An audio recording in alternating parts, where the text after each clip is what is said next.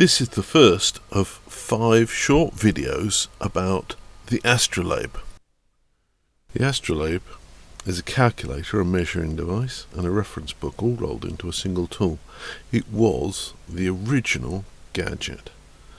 When Geoffrey Chaucer's son, Lewis, wanted to be one of the cool kids at Oxford, he persuaded his father to give him an astrolabe, and for more than 1,000 years, that is up until about the 17th century, this was the device that demonstrated your mastery of current technology.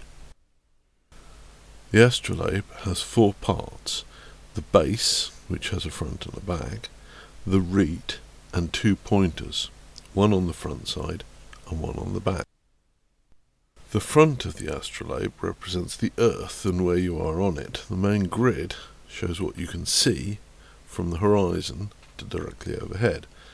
The centre of the base represents the North Pole, that is, the place where the pole star can be found. The top of the astrolabe is to the south and the bottom is to the north. Around the outside there are 2 rings. The outer one represents the 24 hours of the day, and inside that we have a scale for measuring angles. Attached to the front is the reed. This represents the sky. This particular reed has a lot of named stars and constellations on it. Most reeds have fewer stars and represent them with spikes instead of circles. As well as the stars, the reed also has a circle showing the path the sun follows over the course of a year. This is called the ecliptic. Both the front and the back have pointers to help make sure things are properly lined up. And on the back, there are various scales that have a range of uses.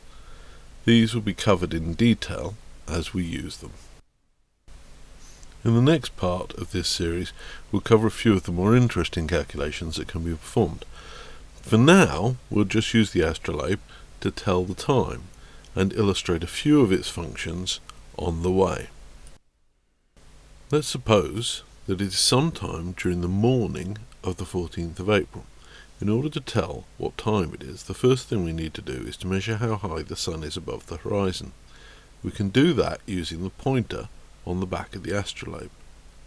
If the astrolabe is hanging vertically from its ring, then the pointer can be pointed towards the sun. Do this using the shadow rather than by staring directly at the sun, of course. Once the pointer is positioned, the altitude can be read off on the outer scale. In this case, the sun is 40 degrees above the horizon. Locations on the ecliptic are measured using zodiac position, such as 10 degrees in Leo, for example.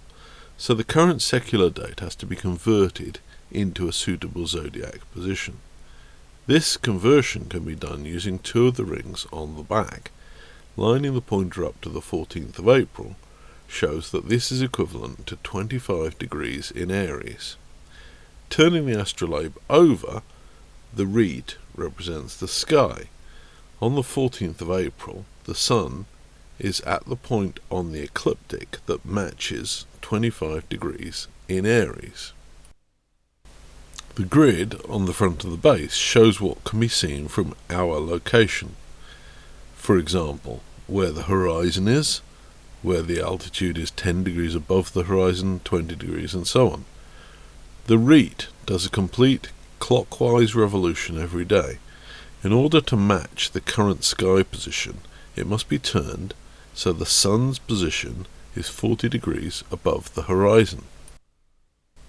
With the reed in this position, the pointer indicates that the time is just before 10 a.m. local time. Of course, because we're currently in summertime, then 10 a.m. local time will actually be 9 a.m. on the clock. This has been the first part of our series about astrolabes.